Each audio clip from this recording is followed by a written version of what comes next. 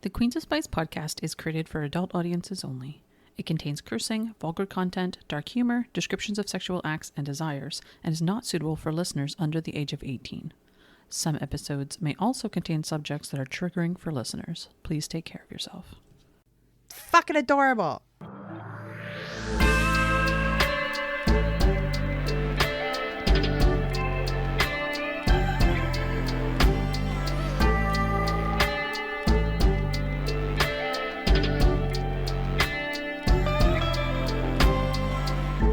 Welcome to the Queens of Spice podcast. I'm your host, Rachel Chu, and I'm here with my bestie. I hope my mom's still not paying you to be my best friend, Ashton. How are you doing, buddy?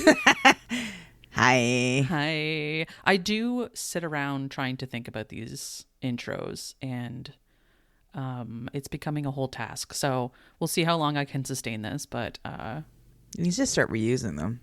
Ugh. Also, tell your mom she's behind on her payments. So you have brought us Daydream by Hannah Grace today. I did. How do I know Hannah Grace's name? Icebreaker. Oh, there it is. Okay, I'm like, I recognize this author for some reason. Okay. The Maple Hill series. That's literally the only in the talking points section of my notes, all it says is book 3 in Maple Hill series following Icebreaker and Wildfire, and then all the Neurospicy rep, and that's all the notes I made. Amazing. I mean, I made other notes, but the finer points, yeah.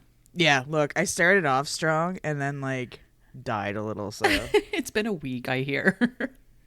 I mean, I think it's been a month. Yeah, well, I'll let's give you a little Hannah Grace on this. So go ahead, Ash. Wow. I'm sorry, that was a really lame joke, and I'd like to retract my statement. When his procrastination lands him in a difficult class with his least favorite professor, Henry Turner knows he's going to have to work extra hard to survive his junior year of college. And now, with his new title of captain for the hockey team, which he didn't even want, Henry absolutely cannot fail. Enter Halle Jacobs, a fellow junior who finds herself befriended by Henry when he accidentally crashes her book club, which is adorable, FYI. Halle may not have the romantic pursuits of her favorite fictional leads, but she's an academic superstar, and as soon as she hears about Henry's problems with his class reading material, she offers to help. Too bad being a private tutor isn't exactly ideal given her own studies, job, book club, and novel she's trying to write. But new experiences are the key to beating her writer's block, and Henry's promising to be the one to give them to her. They just need to stick to their rule book. Oh, and not fall in love. Dun, dun, dun. Yeah. So I listened to this. I listened to it twice. I read both Icebreaker and Wildfire. And Icebreaker was what it was. Whatever. Wildfire was not my favorite. I mean, it was okay, but it wasn't my favorite. And then this one. And when I read Wildfire and Icebreaker, Henry was my favorite character in those books, even though he was not the main character. And he always had a degree of Neurospicy rep. When I first listened to this, I was so pumped because I loved Henry, but also there's a letter from the author at the beginning, and I'm going to read it to you. And when I tell you that I started crying when I was listening to this, yeah, listen. I had a similar experience recently with a book, and it's interesting, but sometimes an author just writes something that stabs you in the fucking heart. But please go on. And it's not even anyway, you'll understand when I read it.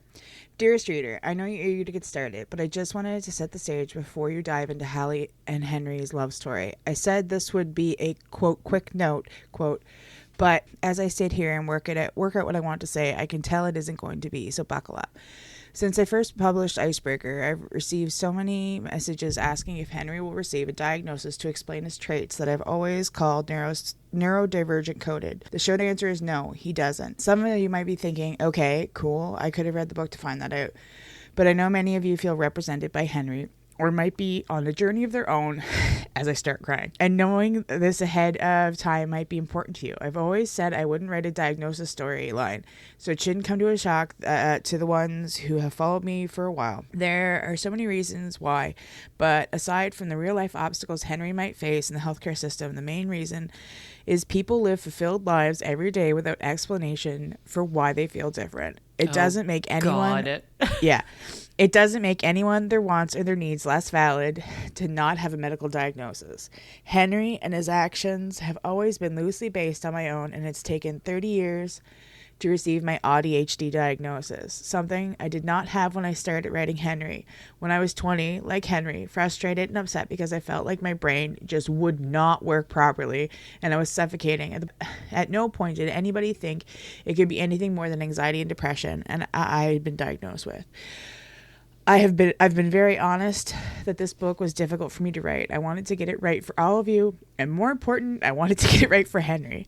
I put a bit of myself in every character I create. Anastasia's anxiety, Nate's self-sacrifice, Aurora's need to be wanted, Halle's loneliness, and the internal scars Russ has because of his father's gambling addiction. I spent a lot of time worrying about people understanding Henry for parts of him, parts of me that shut down or need to be alone, the part of me that exhausts herself mirroring those around her and soaking up all their characteristics like a sponge, the part of me that tries so hard and still gets things wrong, so wrong.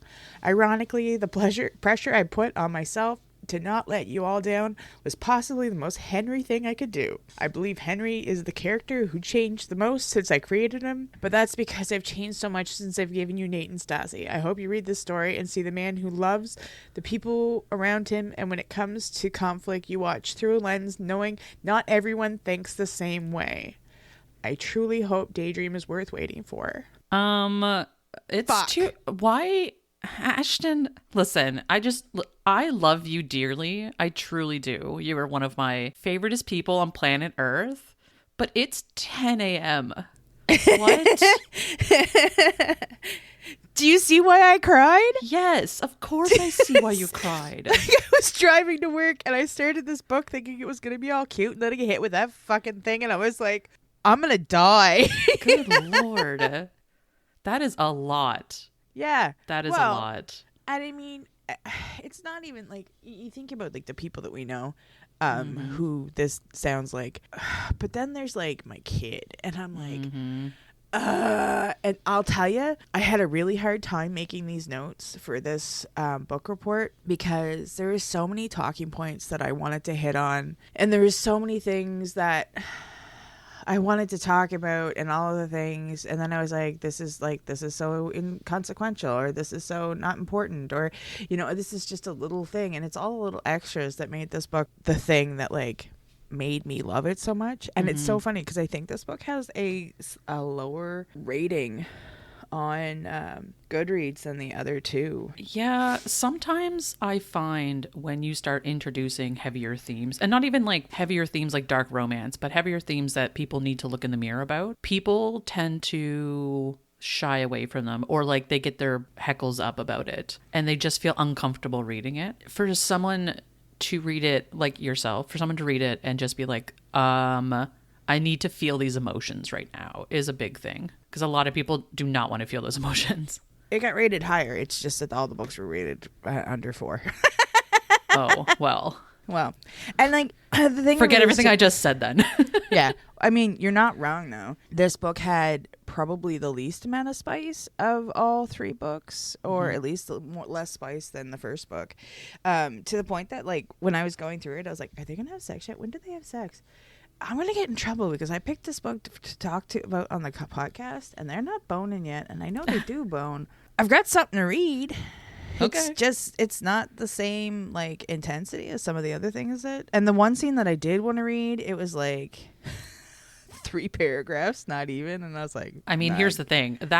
That forward you just read is intense enough for me to like have felt something already. So yeah. Please just go ahead and tell us about that book. My characters are Halle Jacobs, Henry Turner, and Joy the cat. I'm sorry, Joy the cat? Yeah. Amazing. I love a cat character. Halle has a cat named Joy. The book starts with Halle breaking up with her boyfriend, Will. And the thing with Will is that they were best friends for like 10 years, and yet she's kind of shocked that she doesn't have a lot of feelings about the situation. And this is like the backstory bit where like you find out that Will and Halle's families have been friends since her mom and her stepdad Paul moved them to Arizona. And I think they were neighbors, and her parents and Will's parents became besties. He asked her to be his wait to a wedding, and they ended up kissing, and their parents were so excited, and all that stuff. So Will's a bit of a dick. He's been pressuring her to have sex. How old are these people? Sorry. They're juniors in university. Okay. So like in their early 20s. Legal drinking age. No, you know what? And they're not legally drinking age because some of them have fakes. So they must be like 18. What a thing.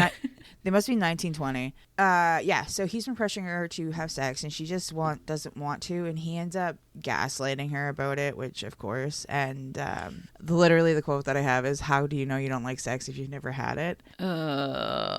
Yeah. Go to therapy. Yeah, big time. It's this whole thing, like, they don't go to the same school, and she basically, like, rearranged her life so that she could go to his games and, like, turn down a job and all this other stuff. So, he's like, maybe you shouldn't come to my games, and they're trying to figure out holidays, and she wants to be an author by the time she's 25, and he's on track to play hockey, all that stuff. So she's essentially arranged her schedule to give, like, to go to his games. It says my note says giving up book club because he pouted. Yeah. So children. That's a child mentality. But like Halle is like an insane people pleaser, and the one thing that you tend to learn about Halle is she has like eldest daughter syndrome. Oof. Where like she becomes family manager. So there's Halle, and then there's Henry, who's getting called into the coach's office, and like immediately he's quite overwhelmed, struggling to people. And like one thing this book does better than any of the other books that I've read when it comes to neurospicy rep is like the thought processes of the person who is in it. Like the spiral is, well, not even spiral, but like the the inner dialogue of it. Yeah, and the chaos behind it is like super great. So he's trying to figure out how to be a good captain. So the reason that coach wanted to talk to him is because he failed a paper, and he's trying to drop out of a class because instead of like figuring it all out, because it's just easier to do that. And this whole thing kind of stems from the fact that he signed up for his classes too late, and he had an opportunity to switch. He just needed to make an appointment but never did, and now he's stuck. This is too real. Yeah. No, this legit. Feels like my life sometimes. Legit. Yeah. So it like talks about like information black holes and the overwhelming feeling, and he doesn't know how to explain it to people. You don't need to explain it to us. We understand. No, like legit. Like legit. And it says like he doesn't know how to explain to people that he could, like, they could walk him to the whole, like, to the situation and set it all up, and he'd still find a way out of it. And like later on in the book, it talks about how Henry's late to everything, and he just tells him point blank. He goes, "I'm late because I didn't want to be here." Like I fucking love Henry so much. And then people feel bad, and he's like, "No, it's not that I like didn't want to be with you." He's like, "I just didn't want to come because I didn't want to be social." And he doesn't want to be captain, but he doesn't understand why he doesn't want to be captain. And like he actually had to be talked into it by Nate and Robbie. So Nate is the character from the first book, and Robbie is Nate's best friend. Robbie is dating Lola, who is Anastasia from the first book's best friend. Then like so Nate and Robbie started to talk him into it, and then his moms started to talk him into it. His mom's plural? Yeah, he's got 2 moms. Love to see it. And it's like it's so hard to have supportive friends and family who don't immediately assume the worst of you. Ugh.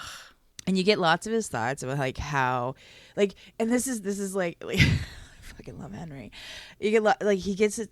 So the coach does this thing. He's bald, and he does this thing where he like runs his hand like through his hair, but he doesn't have hair, so it's like over his head. Yep. So you get thoughts like why the coach is constantly running his hand over his head, like he's running his fingers through his hair, and like he shouldn't ask. He knows he shouldn't ask, but he's scared he's going to ask. Or for us, his ability to interpret a person's mood without having to say things outright stems from living with a father who wasn't nice to live with. Like, and like he knows he shouldn't say these things, but these are thoughts in his head that he wants to say. And like Russ is the character from the second book. So Russ's girlfriend Aurora, and oh my god, so Henry's also an only child.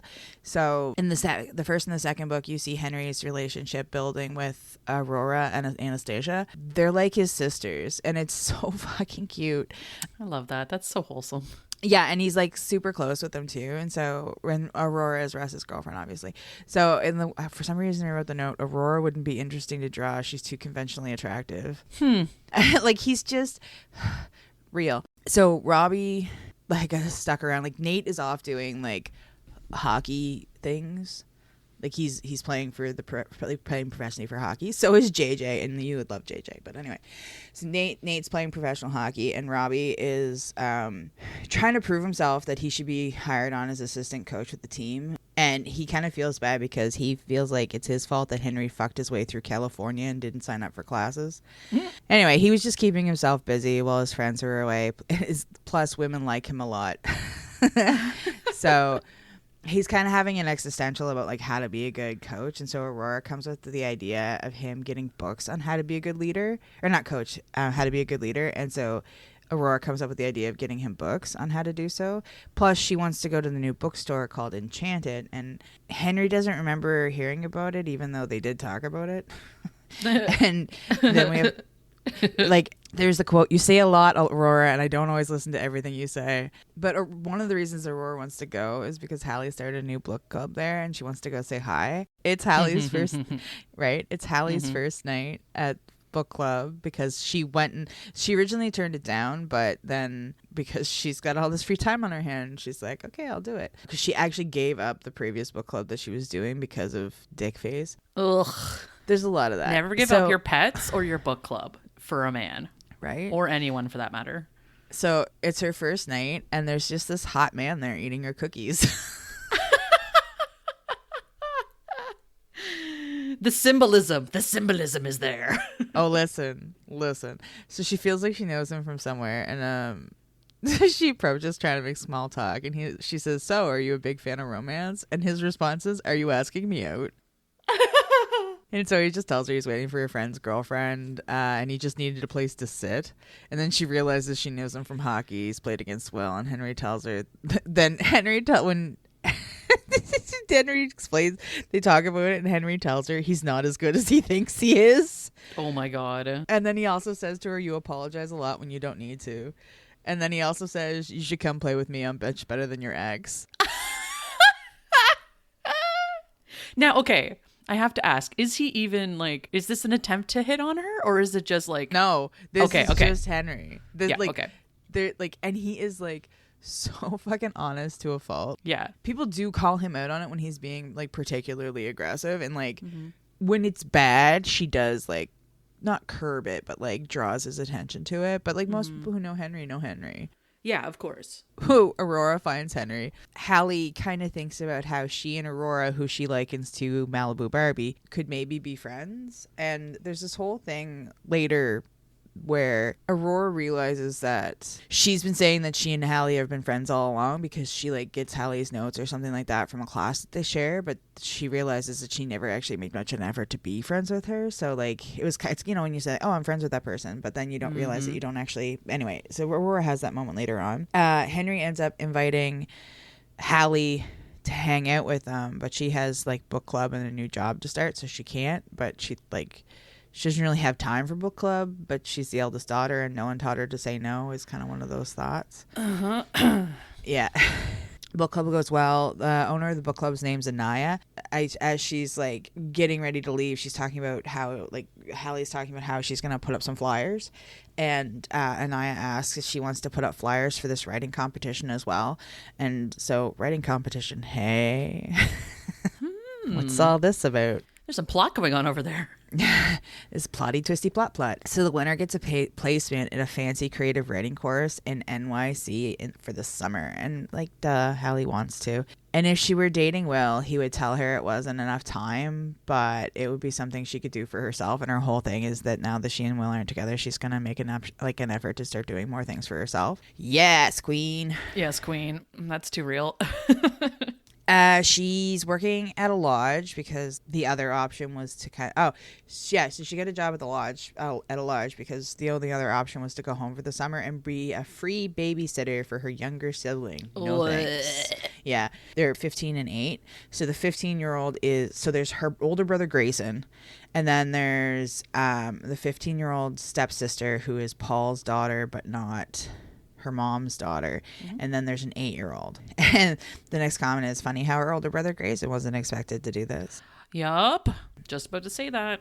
It becomes a whole thing, and she does so much, and like you just want to scream. new job, meets Campbell, who goes by Cammy, who's going to do training for her future bestie, Huzzah. Then she goes home and she's on FaceTime with Gigi, who is the 15-year-old. And like she helps Gigi with her homework and all this stuff. So Gigi's not really paying attention to her the way she's supposed to, because she's supposed to, like, Halle's supposed to be helping her. And so she's just like singing. Halle's like, okay, you got to pay attention. And she's like, I don't know if she tells her she's not any good. I can't remember. But she's like, what if I dream of being a singer and you just became my villain origin story? At this point, we kind of find out that she's always been helping Gigi. So she's helping Gigi with her essay because Gigi has dyslexia and ADHD. Good golly. Yeah, and Halle was actually the one that figured it out because she was helping, like, out with Gigi. So Paul had no idea, and Paul is the dad, obviously, Gigi's dad. And Halle just makes their lives easier because she helps. But she hasn't told them about the breakup with Will, and she doesn't want to tell Gigi because she knows Gigi will throw her under the bus if, like, she gets into a fight with her mom or something. Oh, God. Yeah. That's rough. You get into, like, her brain hole and where, like, she's only ever wanted to be a writer. You know, people say write what you know, and she doesn't know a lot. So she needs to have these experiences in order to, like, understand the world, you know, that kind of thing. Like, Cammy ends up inviting Halle to a party, and Halle uses it as an excuse to get off the phone with Gigi because she's not enough time to get ready, and she's just kind of a dick about it. Yeah, I mean 15. Yeah, and then, like, you get Halle's, like, brain spiral where she's like, is Cammy a friend? Can she call Cammy a friend? They work together.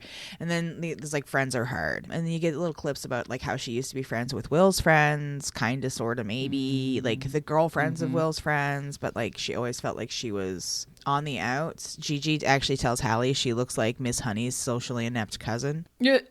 Okay. Miss Honey is from Matilda, the teacher from Matilda. So she feels a little self-conscious, so she reaches out to Cammy about having nothing to wear, and Cammy's like, come by, my roommate will dress you, she says you'll fit. The note I have says, the very real trauma of being burned by the we're the same size thing. Oh, God. Halle's not a small girl. She's not a big girl, but she's not a small girl. So she goes over, they have fun. Kaya and Poppy are the other roommates, and so they go out drinking, and they're partying. I think they're at, like, a party, and the girls are doing quests instead of drinking, like, truth and dare drinking games. They're doing quests, so they send each other off on a quest. So Halle needs to get the phone number of a guy, and so she spots Henry, and she's like, I know him, I'll go do that. But he's with a girl, and she's like, oh, that might be his girlfriend. And so she doesn't want to. When this guy asks her if she's lost, and she ends up asking him for his number, and he adds it to her phone. His name's Mason, and he adds it with a basketball emoji and an eggplant. And so when she gets back to her friends, Cammy's like, so do you like toxic men? And she's like, no. And then she just deletes Mason's number from her phone. That's the spirit. And then Kaya's this is her main character flaw is that she only dates men. And so Halle sees Henry again, and she asks them what they think of Henry, and they're like, well, you know, he's good things, yeah, good guy. And, like, Rachel, he has a care package in his room with, like, socks and tampons and all of these things because, like, he had, like, I think it was because of Anastasia, maybe. I can't remember exactly, but one of the girls had stayed over and they didn't have things. So he has things in his room for when he has girls stay over, and not just, like, sexy things, but, like, general things. Like, pay attention, every human being on planet right? Earth. I don't care what you're toting around in your pants. Do this. Honest to God. So we find out later that Henry was actually at the party to avoid Anastasia because she's seeking him out to help him stay on task for studying. And then you get the very real thought of forcing me to do something makes me not want to do it. Yup. And you get a little bit of a look into the hockey boys and the terror that they are in study group. They're just chaos. They're just like delightful chaos. And, like, he's going through the thought process. So, like, Nate's off doing, like, professional hockey things, and Anastasia's still in school. And so they're, you know, not together. Well, they're together, but they're not, like, in the same area because he's in Vancouver. And so it's at this point that he realizes that she might need to study with him more than he needs to study with her, and that she just misses Nate. Aurora is going to join the study group their study group because book club's been canceled. He starts asking questions about Halle, and Henry gets frustrated because Aurora doesn't know more about her. And so there's an issue that there's a pipe burst at the store, and then Henry suggested that they have book club in the backyard. So of course people show up and Henry hides. After all is said and done, Halle shows up at the store to say thank you, and her hair's cut, and he's like, that's amazing. And he compliments her, tells her she's pretty, and she seems kind of like taken aback. Yeah. As one might. Yep. Yeah. And then the next note I have says, maybe Will Ellington is as shit at being a boyfriend as he is at playing hockey. So good. And she brought him cookies. Amazing. Yeah, so she's not really feeling that great, and he's like worried about her, but it's just because she was at a party. And he's like, yeah, I know, I saw you. And he didn't want to bother her. She looked like she was having fun. And then the next note I have is about Henry's care package: socks, hair ties, medicine, because he offers her Advil. And so this is where we find out that the girl that he was talking to is actually Anastasia. And he's like, why, are you jealous? Oh my God. The tism. Right? No, legit. I know. And here's the thing. I keep having to curb my reaction to this because I'm like, no, it's because he's autistic. It's not because he's like going out of his way to be that way. Like that's how he is. No. Yeah. Like, there is like purity to it. That's just like simple communication and like directness to it, right? Yeah. And like, see, I live with it on a day to day, and I have these, not this jealousy conversation, but I have these conversations on a day to day, and like, especially when you're dealing with a teenager, trying to filter through what is the age appropriate A and what is the autistic A in the game of A's is not a simple thing. That honestly sounds like a nightmare. It's not fun because, you know, I'm trying to be fair to him. So like, but for me, like reading these kinds of characters, it's so refreshing to see the representation, but also like, even if you know that your child is going to have, like, has every opportunity to have a very normal existence, you still worry about it, right? You still worry about the things and the experiences that they're going to have, and like how, I don't want to say normal because I hate that word, but you know what I mean? Like, how people are going to interact with him and all those things. And it's just, I mean, I know it's a book, and I mean, we read romance because it helps us it takes us out of the things that we're doing and all that stuff. And so, yeah, in the same way, the representation takes, like, it puts you in that happy headspace of like in an ideal world kind of thing, but like also normalize this shit, right? Well, and I love reading about it from other people's perspectives. 100%. Because like I have a version in my head of what things are, but I mean, this is why we read in general, I think, is to like gather perspectives. But yeah. Like I would approach that in a different way than somebody else would. So it's I love hearing like another version of it. Well, and I mean, your take from it and my take from it. Like, if you read this book prior to me telling you about this book, you would have a different reaction, Henry, than I had, right? Oh, like, probably very much so. Henry, it was one of my like top, and it sounds so creepy to say because he's like in his early 20s, but like Henry was one of my top book boyfriend type characters the year that I read this book. I think it was last year, or like in the time frame that I had read this book, just because there's so much genuine care that he, like, it's, anyway, it's unfiltered. It's like unfiltered kindness, like genuine, unfiltered, no strings attached kindness. No artifice, I guess, is what it comes down to. Halle asks Henry about the books that he bought, and tells him about how she wants to be an author, and he tells her he feels the same way about painting because Henry is an artist, which is another like really kind of fascinating part of his personality. And he tells her that he's a better artist than he is a reader. He is a reader because he can't like focus, and it's weird because like she seems to kind of accept the things that other people struggle to understand about him, which is kind of a concept for him. And she tells him about her sister and the sister's ADHD and that kind of stuff. Also, the cookies are the tits, and they're her Nana's recipe. And Henry's like obsessed with the cookies, so it's her Nana's recipe, and she lives in her Nana's house, and he thinks that's super cool. That's so dorky. Right? I love it. And she tells him that she tells him he doesn't have any friends, and he tells her that they're friends. And then he invites her to a party at the house. You get little bits of like her existence beyond this too. Like, she's looking for a gift for her mom because her brother texted her in their sibling group chat and asked what they were getting her. You hate to see it. And so she also doesn't want to explain to Cammie how she agreed to not go home because of Will, because that, you know, girlfriends would be like, what the fuck? And you get, if I don't arrange a gift, mom won't get a gift. Oh, that's too fucking real. I hate that so much. Yeah, this is where I get the family manager thing. Cammie's response is alcohol will help. Fair. But also, it's at this point we get a bit of Halle's brain like processes where she's worried that if she doesn't drink, she won't get the invites because she's still struggling really hard with this whole like I have friends thing, and she's like it you know. So that part was very real too. They go to the hockey party that Henry invited her to, and Mason is all up in her business, of course. She wants to want someone, but nothing is happening between her and Mason, so she's really frustrated because she thinks that like she's the one that's broken, and Mason's just not getting the hint, and he keeps asking her if he wants to go somewhere quieter when Henry answers for her. He kind of like walks her away, and she gets mad at him. Henry's basically like, if you want to hook up with someone, he's not good enough. And then takes her over to play beer pong with Aurora because he's the one who she's actually the one who saw Halle with Mason. So you get shenanigans, and she's kind of immersed in the hockey dude culture. She can't remember them all. Chris is super gutted that she doesn't remember him, and Henry's like, it's only important that she remembers me. And Aurora says, do you hear yourself? Yeah, right? Like, do you hear what you're saying right now? And then Henry's response is usually, I can only tune out one of us, and I usually pick you. Oh my god.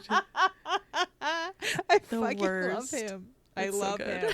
So they play beer pong. Later, like, you know, Henry's reading a book that Halle had borrowed, and she actually like highlighted parts for him that she thought he would find useful, because of course she did. And Halle wakes up and she's in Henry's bed naked.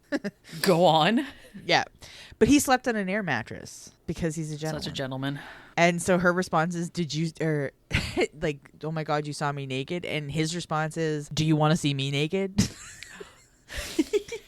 So Henry, the class that Henry is in that he's like struggling with is the professor's name is Thornton. Henry hates Thornton's class, and Halle loves Thornton's class.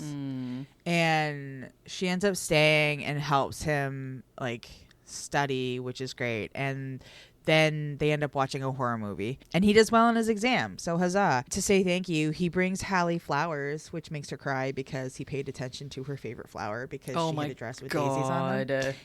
Do you see? Listen, yeah. I completely understand. When somebody pays attention to the nuance of your life, it gets me every fucking time. If they wanted to. So she offers to help him, and then he asks if she has time. And because like he knows that she's busy and stuff. So when do you want to start? She asks when he wants to start, and his instincts tell him to put it off to the last minute. And he tells her, and like the thing is, he also tells her that she's allowed to say no. Because like this is a theme throughout their friendship, is like, you can say no, because she has to bake a cake for, I think it's Cammie's birthday, and he offers to help her because he says he's good at everything. Also, her cat loves him. In this, Halle ends up telling Henry about how she wanted to go to NYC for school, but moved in with her Nana after her Nana took a fall. And because she also applied to Maple Hills as a backup, but her Nana died. She ended up moving there anyway, just because, you know, it was easy. And her mom owns the house, so. Henry then has a meeting with Faulkner. He tells, like, because Faulkner's keeping an eye on, like, how Henry's doing and stuff like that. That's his coach, right? Yeah, Faulkner's the coach. And Faulkner comes across as this like major hard ass. And I mean, he is, but then like later on you get pieces of him that you're like, oh, you're not a dickhole. He actually says, like, Henry kind of like explains how Halle's helping him, like a friend is helping him. And Faulkner says, make sure you don't abuse her kindness. Which is like a fair, you know, because like I'm sure he sees the way Henry is and like how Henry might not understand things, but that sends Henry off. And again, this is so fucking real. Sets Henry off on an obsession, and he's worrying about how whether or not he's abusing his friend's kindness. So for example, Russ is always offering him rides in his truck, so he asks Russ if he gives him enough gas money, and he just says, I don't want to abuse my kindness. And he's like, Henry, we wouldn't offer if we didn't want to, kind of thing. Henry ends up going over to Halle's house and brings Chinese food, and when he gets there, Halle's super frustrated because she's been playing middleman and not taking time out for herself like she promised. She wants to write, but she hasn't had life experiences, so Henry says he'll take her out on a date, and they kind of make up this like rule book. You know, that's how it makes sense to like go forward with this situation. So it's like she's not allowed to be embarrassed in front of him, and he's not allowed to bring up that he saw her naked and like things like that. And of course they have to have the rule, Halle will not fall in love with Henry, and if she does, Henry must break Halle's heart. Oof.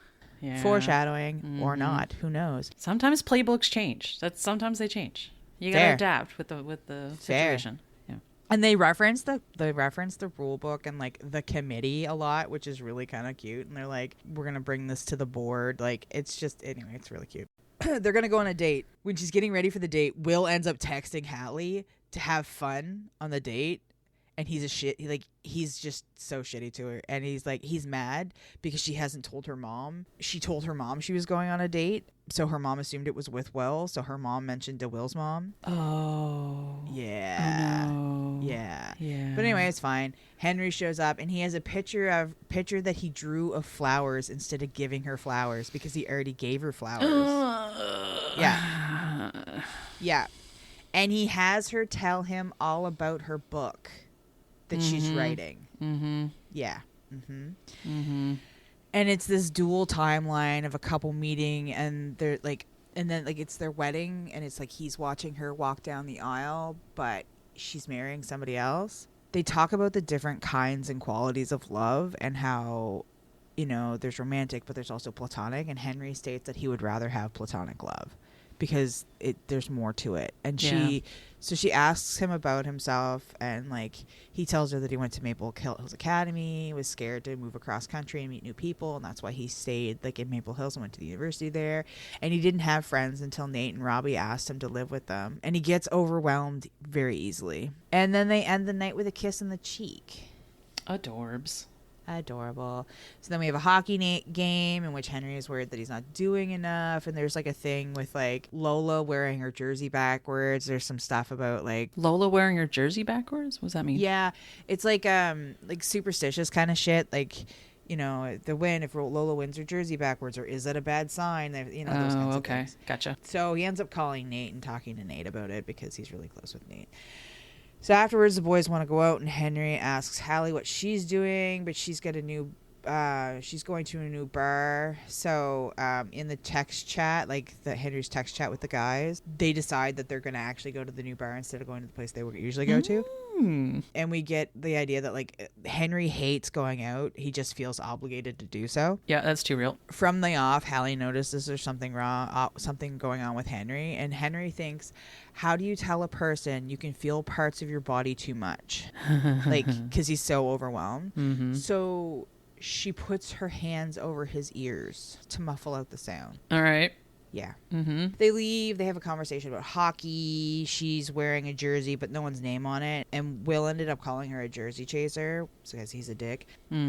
But Henry says he's going to change the fact that she was not wearing a jersey with a name on it. Because of course he needs to wear his name. Yeah, of course. And like they just hang out all the time.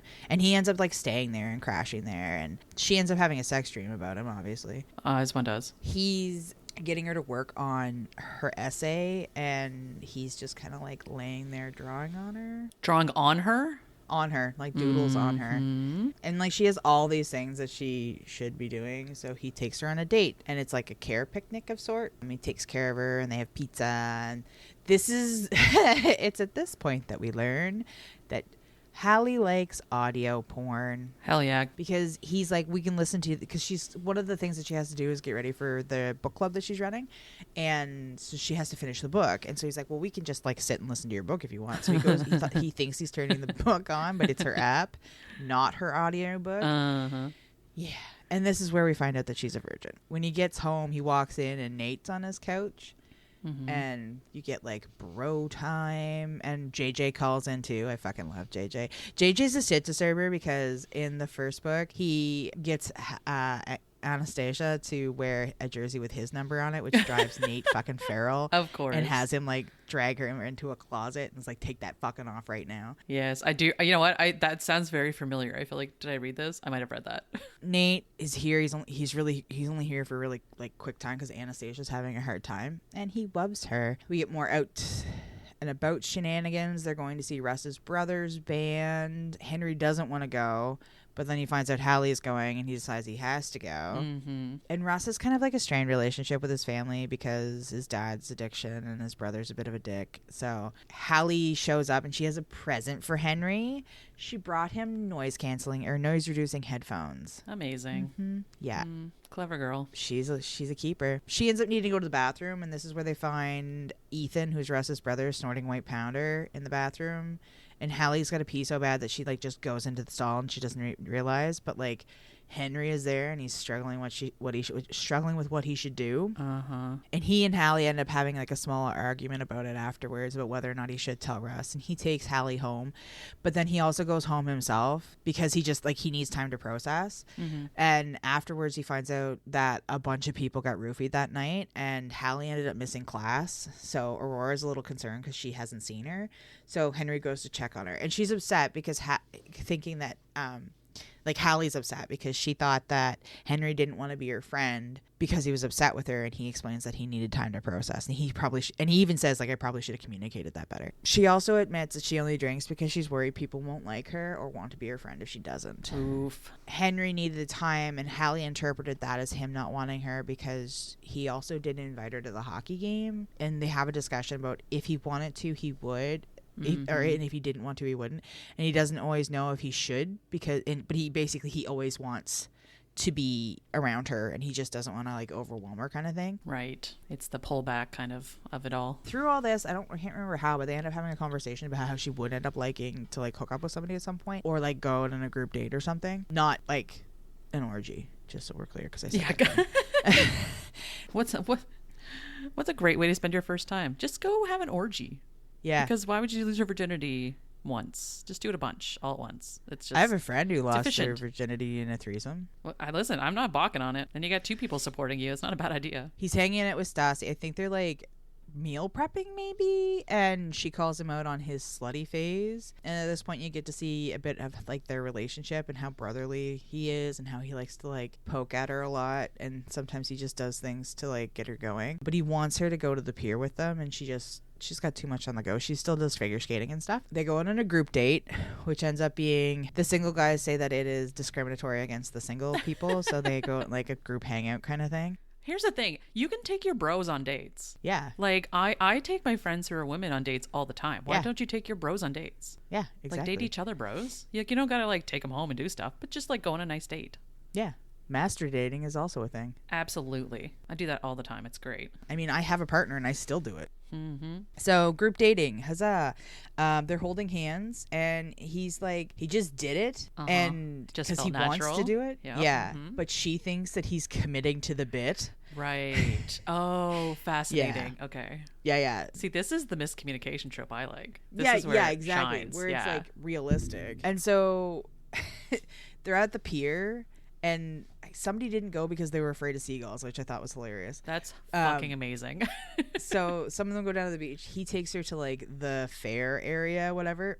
You have some more like introspection from Henry, and he's aware that he needs to like ask people if they want help instead of just doing it for him. Yeah. For them, sorry. Yeah, I hear that. But Halle's just really bad at games. Henry ends up winning her all the things, including a giant duck that she wanted. She names the duck Quack Efron. I have a Pikachu that my ex had won for me at one of those games, and I'm like, I'll never get rid of this. I don't care what happened in my past, but I'm like, somebody won me a freaking toy at one of those games. I'm keeping this forever. Cherished possession. It's like when clients give me gifts. I'm like, you thought enough to do this? Yeah. Yeah. Or like, just, I don't know. There's something about Our it. gifts in general. So at this point, they're on the pier. He's got all the stuffies around her, and they almost kiss because I think she's sitting on his lap. And like Stassi, right? And so Stassi had told him that like the pier would be a good place to have a kiss. So she still thinks he's committing to the bit right now. Yeah, 100%. And she is also committing to the bit right now. Yeah, I mean, she also likes him, and he also likes her. But it's like the miscommunication is real at this point. So more hangouts, more study sessions, more bratty sister who wants things. Henry gets sick, which is hilarious because he is so fucking sad and pathetic, and he just wants attention. Yeah. And he's like, you don't care that I'm dying? Like, he's that kind of sick. You find out that both of his moms are doctors. One of them volunteers at a space that advocates for black women who aren't being listened to by their doctors, basically, and the underprivileged. And his other mama is a teacher. And Henry also wants Joy because she makes him calm, and he can't get a cat because Robbie's allergic. Right. And he's like, we should really, we could test that. And they're like, no, you can't. So there's another hockey game where someone asks Halle for her number, and Aurora's like, no, she's pining for someone else. Also, she's in Henry's jersey. Cammie's been kind of out of sorts for a bit, so Halle ends up taking food to Cammie because she's not been feeling well. And like, there's a bit of like internal feelings or worry that she may have done something or like ruffle Cammie's feathers the wrong way. Some passive aggressiveness going on. It's just like Halle's genuine, like, it's kind of like the way my brain tells me that I'm doing everything wrong all the time. She's just worried that Cammie is like not happy with her. She's projecting, perhaps. Yeah, and I mean, she's also dealing with the damage that like Will caused, right? Because so what happened with the fallout of like the moms knowing about going on dates? The moms like her mom. Oh, nothing really. Okay. Nothing really. In the whole like her taking Cammie food thing, Cammie tells her that like she's been roofied before, and she had been roofied. I think this is when like she finds out this kind of thing. I know at some point Halle finds out that Cammie's been roofied, and so Cammie's just trying to process it, which is why she's kind of withdrawn from things, because so it had nothing to do with Halle, but Halle was worried that she had done something kind of thing. Mm-hmm. So anyway, they go, I think they go get breakfast, and then she's getting home. Will has been calling her, and she's been ignoring him. And so when she shows up at her house, Henry is there. But so she answers the phone, and Will's been calling her because Gigi is at his house. When I mentioned before how Halle was frustrated because of like the family thing, it was because part of the reason was her mom has been wanting her to like take Gigi to like scope out universities, but and why can't her mom do that? Yeah, there's a or lot of reasons. Dad? There's a lot of why can'ts. Or the other siblings, you know. Yeah. Well, Grayson plays professional football, so he is like legit like super busy, all the things. But like, if only he could pay to hire someone to do that, then even. Right. Halle has to go and get Gigi, and Henry's at her house, and he immediately goes into like, what can I do? Do you want me to come with you? Da da da da. And she has this thought that if Gigi showed up at Henry's house, she wouldn't be worried about Gigi with Henry's friends, but she is worried about Gigi with Will's friends. Right. Which is interesting. So Henry watches Joy and then like gets all that set up, and she goes to get Gigi. She ends up staying over. Will is a shit. Like, she's like, I'm going to sleep with Gigi in your bed. He's like, or you could sleep with me. And then she's like, no, fuck off. Halloweeny, where again, my note says guy diarrhea. The guys are all dressed up like Guy Ferrari or Fieri or whatever the hell, that food guy. Yeah, Guy Fieri. Yeah. Fieri. Halle's dressed up like Lola Bunny. Oh, my. And Henry has a thought that he misses sex. Uh-huh. You don't say. Yeah. Just a passing thought. Just a passing thought. This guy shows up who Henry knows. His name's Ryan, and he was on the basketball team, and he was in the first book. I feel like he might have hooked up with Stassi, but I can't remember accurately. He's dressed up as Bugs Bunny. So Henry's gotta face how he feels with someone else giving Halle attention. So he walks over and asks her to dance. They end up back at her place as always, and he kisses her, but it make sure that she knows it's not for the experience. And then, Henry is like a super gentleman. It's only a kiss, and they get ready for bed, and they talk about like experience and stuff like that, and it's all sweet. And like Henry's like, I want to make you come, so asks her if he can, and then he gets her off while he records her doing it. As an audio. Like an audio. Yeah, okay, I was about to ask if that's an audio. Yeah. And that's, then like, yep. Yeah. This is why your girl can't listen to audiobooks. No thanks. Yeah. That'll just... And also, like, he has her... He's like, make sure you password protect that. And, like, it's for you and only you. And she's like, do you want me to send it to you? And he's like, no. And so she's supposed to go to brunch the next day, and he doesn't want her to go to brunch. He wants her to stay with him. But she goes, she hangs out with the girls, which is also really great, too, because, like, it comes up later that he, like, likes seeing her be happy with her girlfriends. I love that so much. Right? That's so wholesome. Cammy and Aurora call her out on the sex glow, and she's like, I don't have a sex glow. Anyway, and they talk about Aurora's birthday party. So it should be noted, too, that Aurora's father owns, like, a Formula One team or something. And so, like, loaded. Mm-hmm. She also has a really shit relationship with her dad, so she's all about using all the money. And her mom's got money, too. So they're talking about what to do, and, like, they're talking about, like, a music festival. Well, they landed on sleepover. So they're going to do a Reese Witherspoon-themed sleepover. Halle, like, they do it at the hotel, and Halle gets all things going, because of course she does, because she's a fucking manager. Mm-hmm. Not the manager of the hotel, but, like, manager of all the things. Yeah. Same dog. Right? Yes, very much so. When her brother calls her, warning her that her mother is going to call her. Oh, God. And her mother does this thing when she calls where she talks about everything other than what she wants to talk about. Yeah. And the thing that she wants to talk about is how Halle is not going home for Thanksgiving. Because Halle agreed to take shifts, and her mother calls her selfish. Oh, and yeah, look, you would want to... There's worse things that come. You'll want to murder her mother. And this is where she finally admits to breaking up with Will.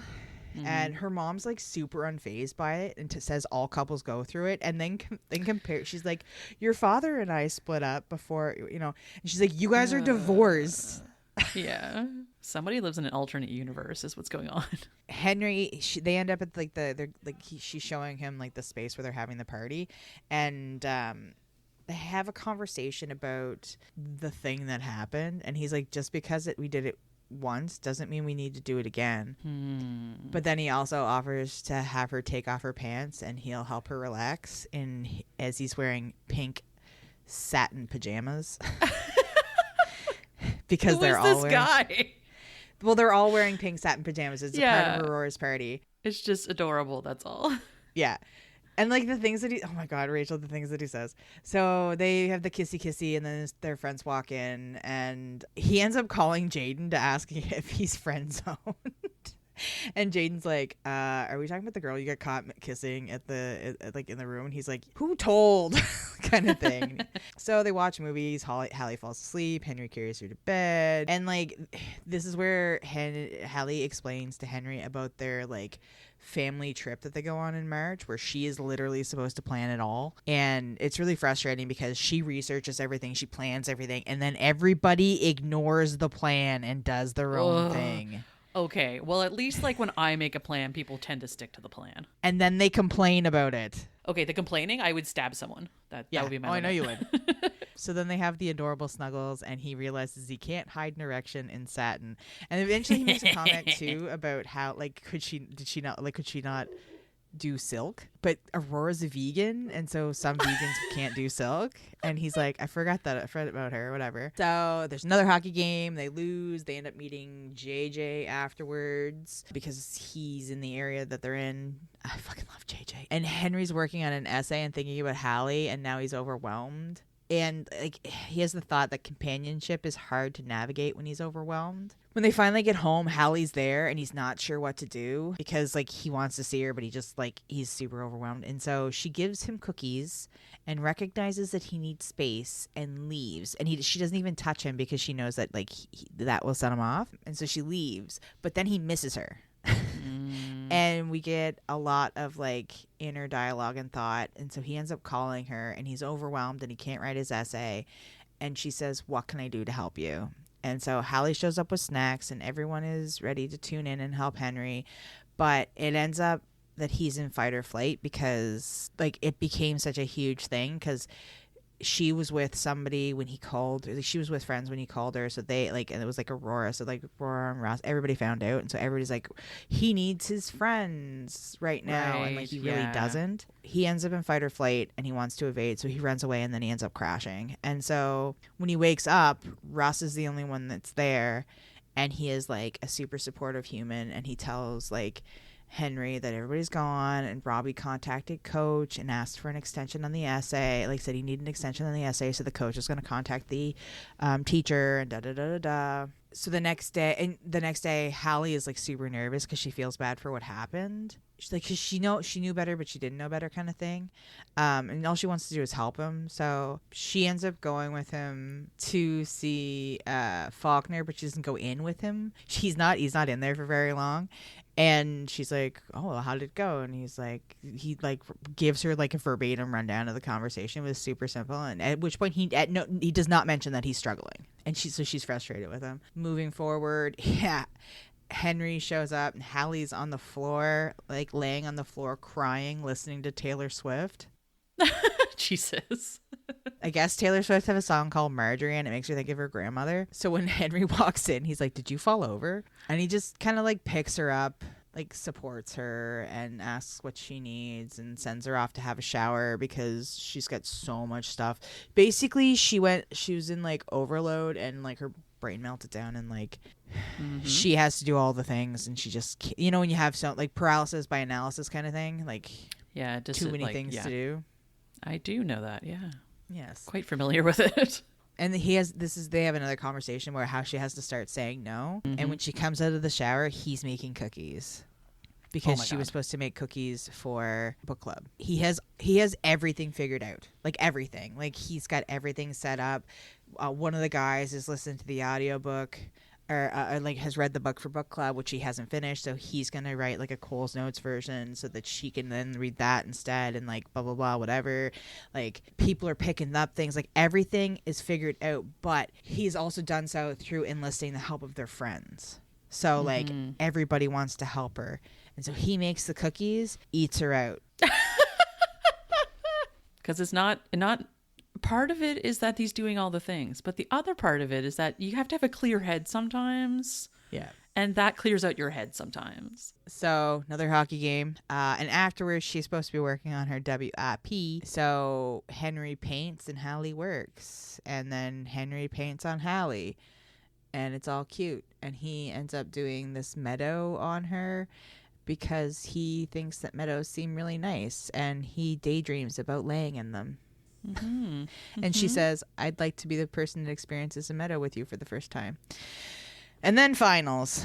So everybody's melting down, and like we get this piece where Henry's like, he excels at this because he works well under pressure, and so everybody's spiraling and he's not. There's a study session. I actually love this. So there's a study session, and Russ tricks Henry into thinks he's tricking Henry into signing up for classes. So they've gotten food, so he's holding Henry's burrito hostage and like will not give him the burrito until he signs him up for classes, because like Henry, that's what got Henry into this problem to begin with, like with Thornton and stuff, because he didn't sign up for classes in time. And he's thinking like, haha, isn't this funny, because Halle already made him do it, so he just messes with them.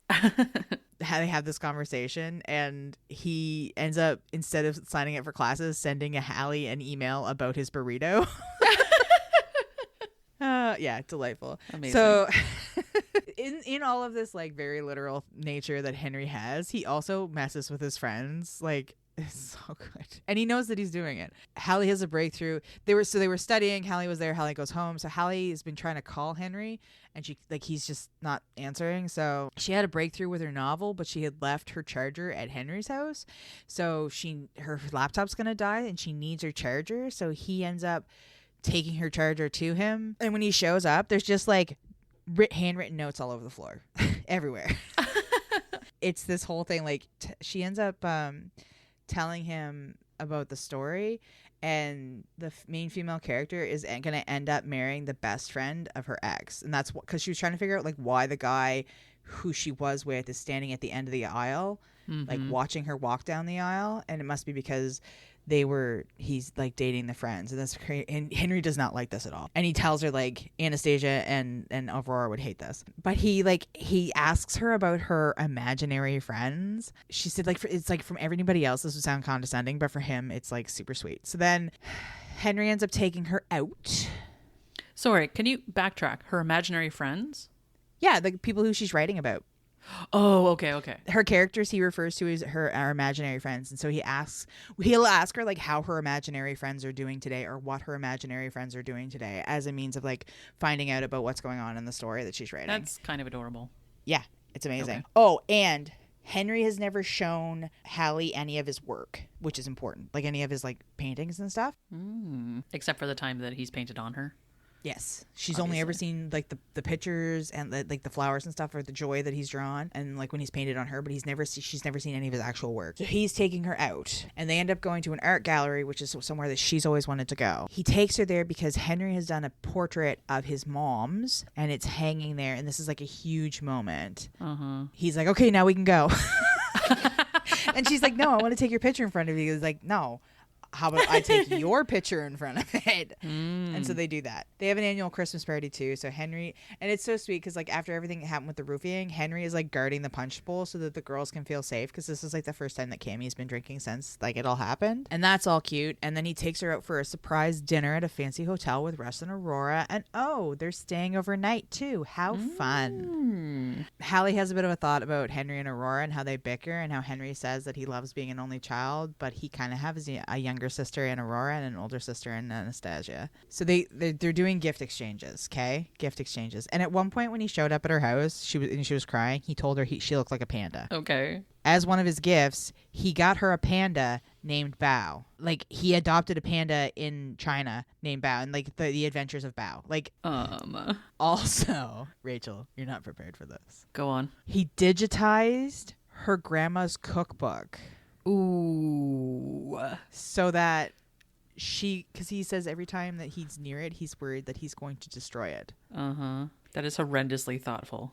Yes. And then instead of like the pictures that were there, he has drawn the item of food God. As placeholders until they can get actual pictures, and she likes that even better. And then the third gift is a necklace with an H on it that she realizes is his handwriting, and she asks, is this an H for Halle or an H for Henry? And he says it's whatever you want it to be, and she says it's an H for Henry, and he wanted it that way. So she's like, man, my present sucks compared to yours. She got him noise canceling headphones and an audio file that goes along with the noise canceling headphones, and an empty box For the because cat? Nope. What's it for? Because there was lingerie in the box, but she's wearing it. Oh, I see. Because they're gonna do it. Gotcha. She actually brought stuff with her because Cammie told her she should, like lube and all this other stuff. And he says he was worried that he was, because she's like, well, I thought we were, because that's what I'm wearing this for, like. And he's like, oh well, I didn't want to assume, kind of thing. And he says he's been worried about pushing her. This is so sad. In the meantime, she was worried that he wasn't interested because he wasn't bugging her for it. Oh, yeah. Yeah. And they do it. She tells him he's her best friend, and he tells her she's his best friend, and then they have the sex, and then he runs her a bath. So they're and then we move forward to New Year's, and they're hanging out, and he's watching her, and he's trying very hard not to bug her, because she's like in the zone doing writing, and she had wished when she showed up, she wished him a happy New Year's Eve, and he was like, that's not a thing. And then she was like, yes it is. So then he had to like go down the rabbit hole of like New Year's Eve whatever, and he wants to tell her about it, like info dump on her, but he knows that she's busy, so he's just like waiting adorably like a cat waiting for dinner, right? And then they have a conversation about what they are, and she's hesitant to call him her boyfriend because of Will, and like because they started off as friends, and like being her boyfriend like kind of ruined everything. And they're like, yeah, labels suck, so let's just be exclusive. And so like in through all of this, Henry thinks that she's getting sick because she's like a little run down or whatever. So they end up taking Joy to their house for New Year's because Robbie's at at Lola's house still, and Russ promised to let him, like, to help him, like, scrub the house up and down. He's still like, we should really just test this out to see if Robbie's actually allergic to cats. And they're like, that might actually be illegal. It turns out that Henry was right. Halle actually is sick, and so Henry gets super worried, and he's like fixating on it, and he takes her for, and she's like not taking care of herself, and he's getting really, really frustrated with her. He's like, okay, well, if you're feeling good, we're gonna go for another experience. And she's like, no. And he's like, yeah, go for another experience, let's go. He gets her in the car, and he's like, he knows that she's sick because she's not asking him where they're going.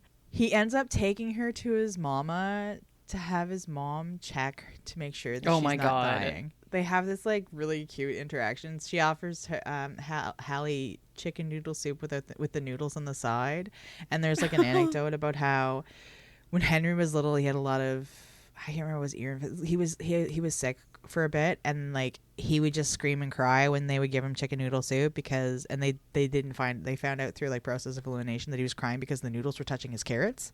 Oh my god! And so it's become a thing in their family to just take the noodles out and serve the noodles on the side. Mm-hmm. But if she wants the noodles in the soup, they'll put the noodles in the soup for her, kind of thing.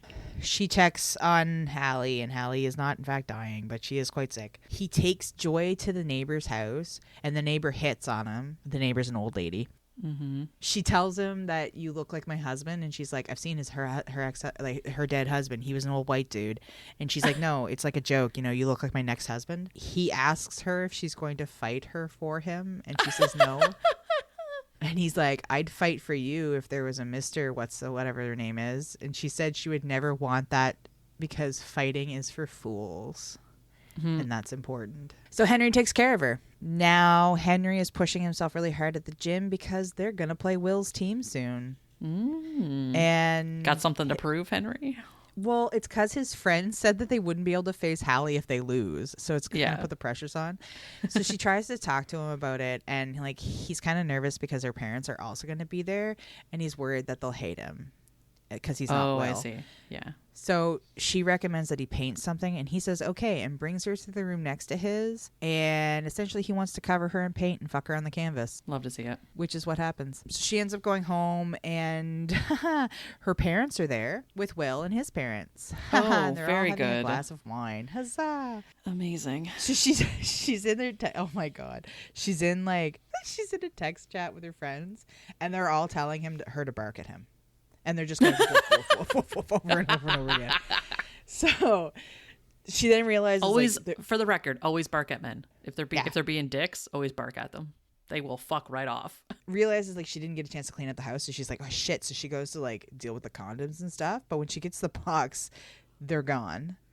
There's no one in the box, and so she ends up texting Henry and is like, did we use? And he's like, no, but I have some here if you want to come over and see. Basically, like, come back. I miss you kind of thing. Turns out that she doesn't have a ghost because she's like, maybe a ghost took them. She has an ex. And so he runs into Will in the hallway, and Will is an absolute dick to her. He's basically like, Henry's going to get tired of you, and you're not going to have any friends. And he got what he wants from her already, and he'll drop her too. And da-da-da-da. Good Lord. And, like, all of her friends are going to drop her because they're actually Henry's friends, and she like loses it and tells him to leave. Exactly what he was doing to her. Yeah.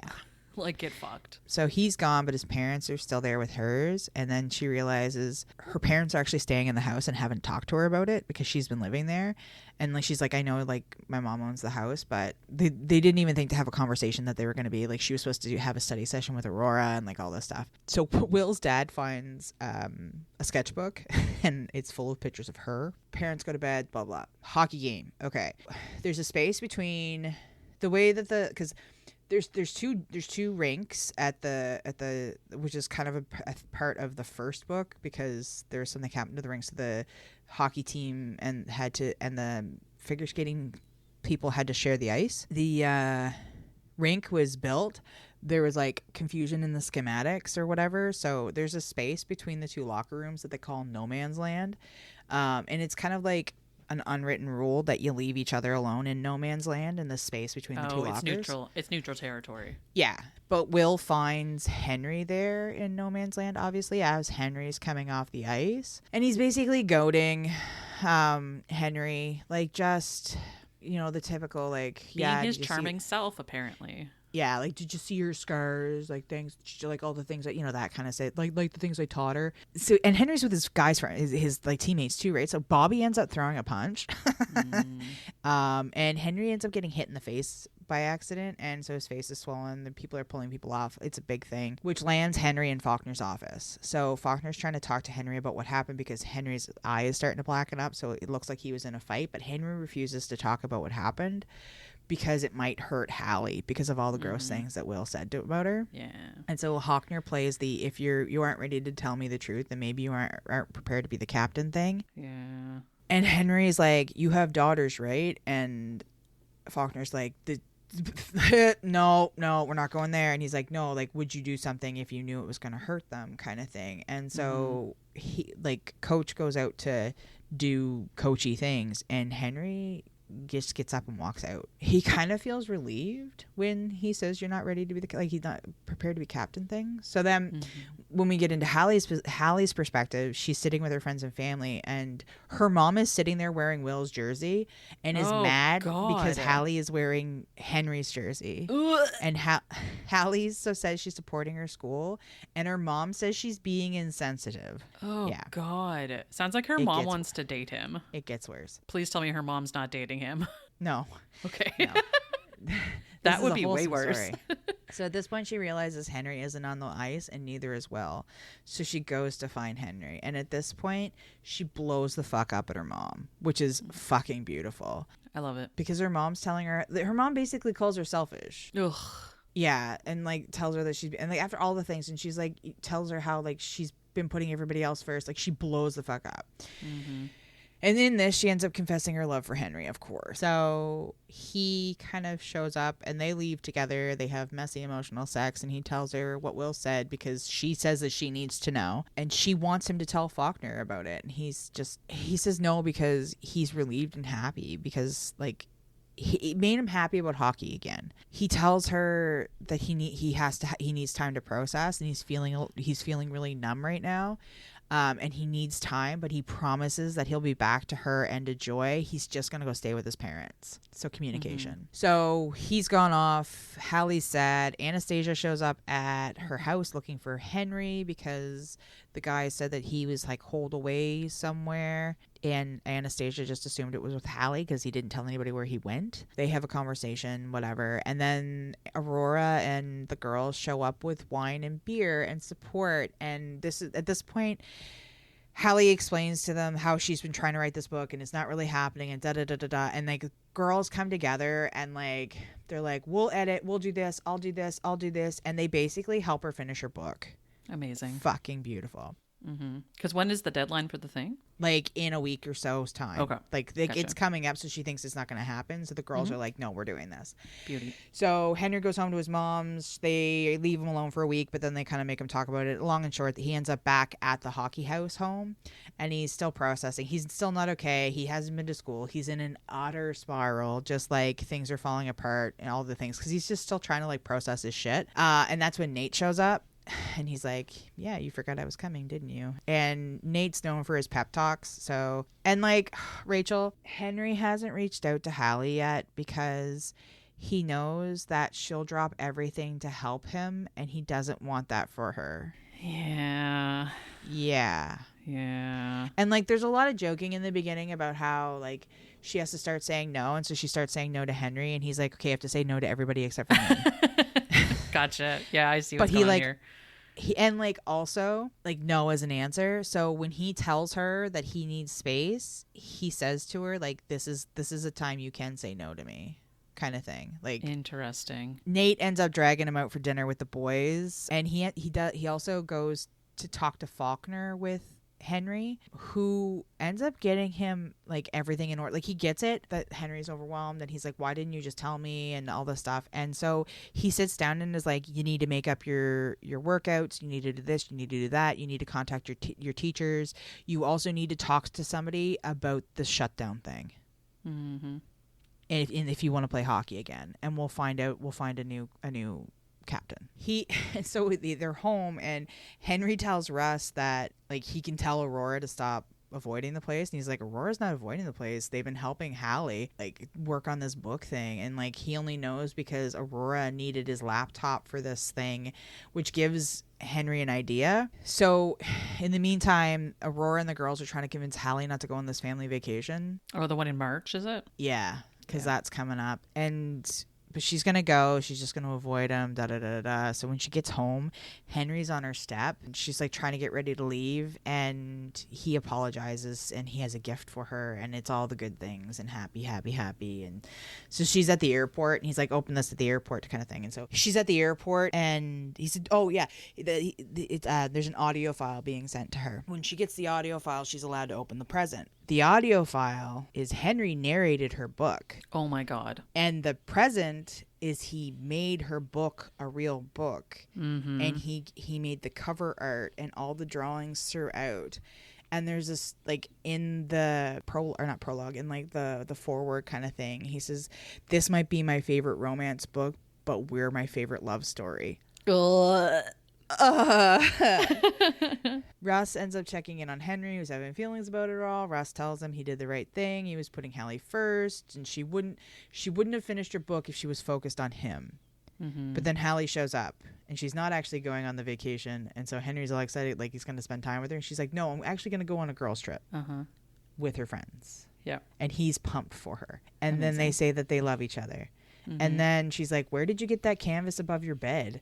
Because like he doesn't have any of his art up anywhere. And then she's like, oh shit, that's us. Yeah. And then we have the epilogue. She's waiting to find out about the placement. And I mean, author couldn't give everything, so she's runner up. But also this gives the opportunity. Her parents and her brother are going to send her to the program anyway and pay for it for her. Her brother got a contract out west, so she can stay in his apartment. And Henry is going to be taking art classes in New York for the summer. Oh my God. This whole time Henry is like, I need to practice my sprinting so I can run away from your brother, because he's terrified of her brother. There's a graduation party and everything's happy. Nate makes a speech. Halle and Henry slip away, and Halle asks Henry what he's thinking, and he's like, we need to get a harness for Joy so we can take her places. Oh my God. And so you get this like, thank you for being on my team, Henry. And then he says, thank you for giving me the love I could never picture for myself. And she says, how does it make you feel now that you can picture it? And he says, like I'm living in a daydream, so pretty damn happy. Aww. Bam. Adorable. Right in the feels. Mm-hmm. All of the feels. Well, now I hear that you have to read me a couple paragraphs. I'm ready. I have some things in my bag that might help make it easier. Ready? He asked, tracing my jaw with the backs of his fingers. Ready for what? To have sex? The lingerie. I thought I was being obvious. I'm sorry. His eyes widen slightly and he kisses me before saying anything at all. Don't apologize, Halle. It's just good to say things so I don't assume the wrong thing. Lie down and I'll get the bag. You've clearly thought about it to be so prepared. That makes me feel good. I've been scared of making you feel rushed. I've thought a lot about it, but I've also confided in Cammie that I was ready when she helped me after I decided I wanted to start taking birth control. She gave me a list of things to bring, like my vibrator, lube, and a towel in case I bleed, and condoms. It was her idea to wear the lingerie and give him the box. I tuck myself under the covers and watch Henry grab the things from my overnight bag. He places them on the bedside and climbs beside me. You haven't made me feel rushed. You're so patient. I'm so grateful. Patient feels like an understatement. There was a part of me that thought maybe he wasn't interested because I'm not used to not being hounded about it. And then I realized, no, this is how it's supposed to be. I'm glad, but don't be grateful for the bare minimum you deserve. We lie on our sides facing each other and Henry pulls me closer until our stomachs are touching. His forehead presses against mine. We can stop if you change your mind, okay? Henry, I whisper. Yeah, you're my best friend. His lips brush against mine, sending sparks of electricity across my skin. You're my best friend, too. Please be gentle. It comes out so quietly, I almost imagine I've said it until he answers me. I promise I will be. Henry grips my leg and pulls it over his hip, rolling onto his back. He guides my body on top of him with one hand on my ass and the other on my hair. He brings my mouth to his. It's different. It feels hotter and dirtier. His normal, careful restraint gone, and he grinds himself into me. With my legs spread across him, I can feel how hard he is. My hips roll, and he moans in a way that makes me throb. The friction's incredible, even while we're still wearing underwear. Reaching into the bedside table, he grabs my vibrator and hands it to me. I sit up straight and he grips my hips. Show me how you use it on yourself. I know my cheeks are heating up, but now isn't the time to feel shy. I normally lie on my back, I say, as I climb off him and lie beside him. Unclipping the stockings, I start to take off my thong. Henry moves in front of me, helping me pull down my legs until it's removed completely. My heart is pounding as his hands rub up my shins to my knees. He pauses, watching my face carefully. Before slowly guiding my legs open. It's as exhilarating as it is vulnerable. Putting the vibrator on its lowest setting, I lose myself to it while Henry kisses my neck, my chest, my jaw. My hard nipples are poking through the lace, but he ignores them, focusing on all the other bits of me he has access to. His fingers touch below the vibrator, and my pulse soars. I nod at him desperately, eyes shutting tight when he slides a finger into me, then another. Touch me, he says, his voice gravelly in a way I haven't heard before. I reach my free hand toward him, and he helps me by moving his body into the right position for my hand to slip beneath the elastic band of his boxers and close around him. Oh, fuck, Halle, that's it. Halle, grip it tight, he groans. Hearing him talk like that makes me shatter into 1,000 pieces so quickly it surprises the both of us. I turn off the vibrator as he removes his fingers, my own hand still wrapped around him. He looks at me with the biggest grin. You like being told what to do in bed? I think about it before realizing he's totally right. I think it's because I like not having to be in control of everything. I like not having to make choices. My sweet girl, he says carefully. I want to know everything about you. It's wild for me to realize that whenever I think of my first time I've had sex, I won't remember a time that I wasn't ready with somebody I didn't truly want to be with. I'll think about this moment here with Henry, where he makes me feel as special as the whole night sky. He holds my wrist at first, guiding me up and down, focusing on the tip until I get it right, and he lets go. He explores my body with his hands, brushing and touching until he gets close and tells me to stop what I'm doing. When he reaches for the condom, he also grabs the lube and the towel. I read online the first time is easier from behind, I say, when he gets onto his knees to spread the towel across where our hips will be. I don't know though, obviously. Next time, keep these on. He directs me over the towel and starts rolling down each one of my stockings. The garter belt goes next, followed by my bra until I'm totally naked with my legs spread open for him. I wondered if I'd regret it when I got to this point, but his eyes rake over me, dark and heavy. You're so perfect, Halle. I've dreamed about having you like this. Henry, I moan. I don't even know. I just want him. We can do whatever makes you feel the most comfortable. But do you want to look at the pillow or the headboard, or would you rather be looking up at me the first time I slide inside you? I swallow hard, and I swear it's audible. My skin prickles. I want to be looking at your face. Good, because I want to see yours too. Stay on your back to start, and we can try the other way if it's not good. I'm going to make it so good for you. I had a sex dream about you once, weeks ago, and I couldn't look at you. I admit it, sort of frantically, while I watch him push down his boxers and roll the condom on. It's so thick and heavy. I know biology's on my side. I'm designed to take it, but holy shit. My subconscious hasn't done you justice. We're going to revisit this conversation. He looks so smug, and it truly makes me relieved I didn't tell him at the time. For now, I'm going to give your imagination a lot of material to work with. I love that we're not rushing. At no point do I feel like I've been groped or pushed, but I really desperately, borderline obsessively want him to put it in. Henry, please, I'm aching, and my body feels like it's going to burst into flames. And I'm supposed to be the impatient one. He positions himself over me, lips pressed against mine, and I feel the nudge into me. It's unlike any sensation I've had before. Oh shit, Halle, fuck, you are so good. He kisses the corner of my mouth. Are you okay? I nod, clinging to him desperately. You're bigger than your fingers. I know. It almost sounds like an apology. You're so wet, though, and it'll get easier. Pass me your vibrator and take a deep breath and to relax. Turning it on to its lowest setting, he wedges it between us and uses it against my clit, and my whole body shakes. He isn't hurting me. Strange sensation to finally feel the throb ease while also feeling like I'm being stretched, and everything's more heightened. I take hold of the vibrator so he can put his hands in my hair the way I like and wrap my legs around him, crossing them at the bottom of his back. The angle does something because I watch his eyes roll back while he sinks in deeper. His stomach flexes and then he focuses back on me. There's something I can't read. I don't know, but I know I feel it too. Whatever it is, we get into a rhythm, a perfect one, both of our bodies glistening with sweat. Henry's mouth closes around my nipple and around one nipple and then the other one, sucking and teasing as his hips roll backward and forward against me. It's too much, too good. My fingers sink into the hard muscles of his back, clinging to him like he's the only thing keeping me on earth. He goes a bit harder, a bit deeper. The sound of our skin meeting sin while he moans my name. It all makes me unravel. My legs tighten around his hips, pushing him deeper with my feet. His head buries in my neck, kissing and sucking the sensitive skin. His back arches, pushing me into him as if I could get any closer. His hips jerk, and I feel him swell and twitch, sealing this whole thing. I don't want to let go of him as he lies on top of me, the pair of us panting. There's an almost emotional reaction bubbling to the surface, but this couldn't have been any more perfect. Are you okay? He asks carefully, kissing my eyes, and then my nose, then my lips. I'm starting to get a bit sore, I admit, wincing as he pulls out, even though he's gentle. I'm going to run you a bath, okay? He says. I nod. That would be nice. I hate it when he climbs off me, but I rationalize that at some point he does need to clean up and dispose of the condom. Henry, I yell as he rounds the corner towards the bathroom. Yes, Cap? I wouldn't have wanted to be anyone other than you. Then there's an almost bashful smile I haven't seen before as he nods. I feel the same. Adorable. Very cute. It's just adorable. Fucking adorable. So we've come to the rating portion of this adorable book. I would like your suggestion on what we should rate it on. What do you think? Quack Efrons? There's only one Quack Efron, but for you, we'll make it 5. 5 Quack Efrons? 5 Quack Efrons.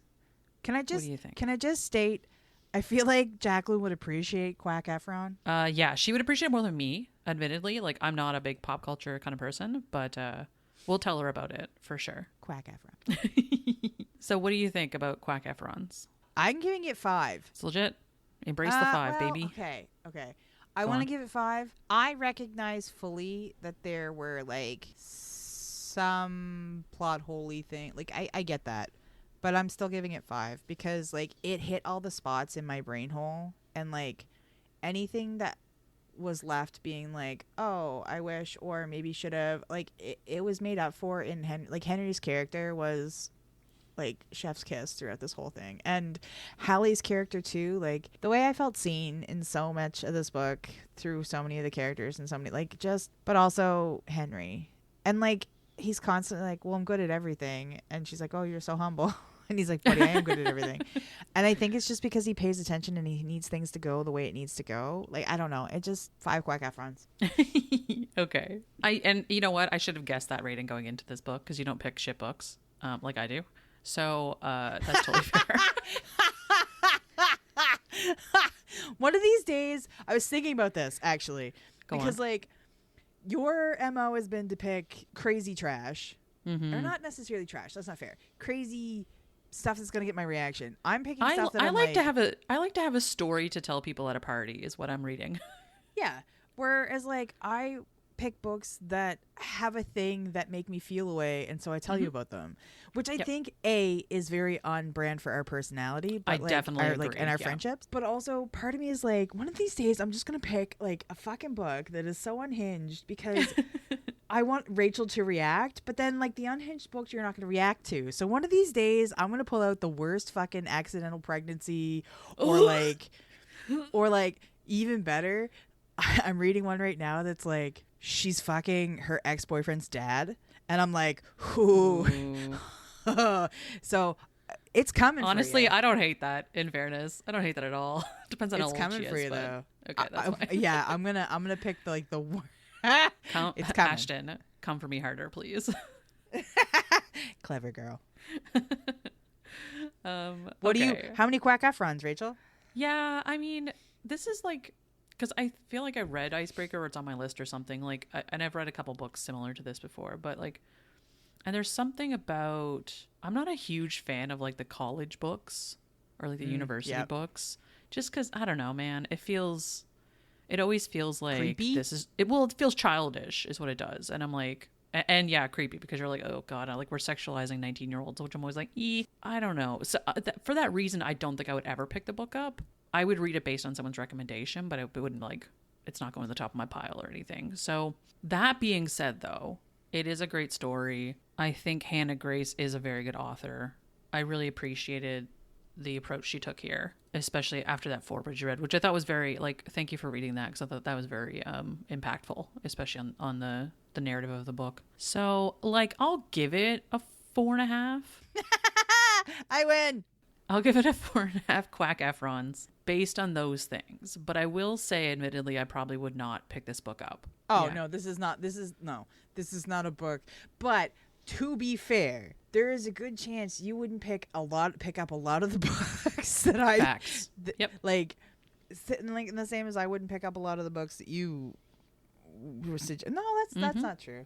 Because a couple of the books that you've mentioned are on my list. So, which, speaking of, my next book that I'm talking about, I don't know. God. I don't think you've never read it, which I'm kind of shocked at. But it's called Desperate Measures by Katie Robert. Oh, you're doing the Katie Robert one. Yeah, because we haven't done a Katie Robert book yet this season. And this is like, technically, I think we're into season 4 right now. But we didn't do one in season 3. So I'm like, I'm kind of remiss not to have a Katie Robert book. So that's the one I'm going to talk about next time. Which the reason I'm circling back to that is because I picked up a very special edition of it that I love dearly, and it looks gorgeous on my bookshelf. And it has some footnotes about, like, almost an anniversary edition, like re-release, where Katie Robert got to kind of touch up a few things in the book, and she has footnotes and stuff in it. So it's a really cool edition. And I wanted to go back and, because that was like kind of her first really big, like, well-published spicy romance novel. And I wanted to go back and kind of give that a moment. Plus the book. The book. Anyway. And they're all human. They're all human. Yeah. And there's no like fantastical magic stuff going on there. It's just like straight up, here's what's happening. Look at you picking a normal book. Well, it's a normal book in a lot of ways, and it's not a normal book in some other ways. But yeah, so thank you for bringing Daydream to our attention, Ash, by Hannah Grace. Do it again. And I'm going to just take all that emotion at what is now like 11:30 in the morning and go deal with that for the rest of the day. So I appreciate that. You're welcome. Yeah, we'll talk about Desperate Measures next time by Katie Robert, and we will see you next time, folks. Bye. Bye. Thanks for listening to the Queens of Spice podcast. You'll find us on Instagram at Queens of Spice, or you can send us an email at queensofspice@gmail.com.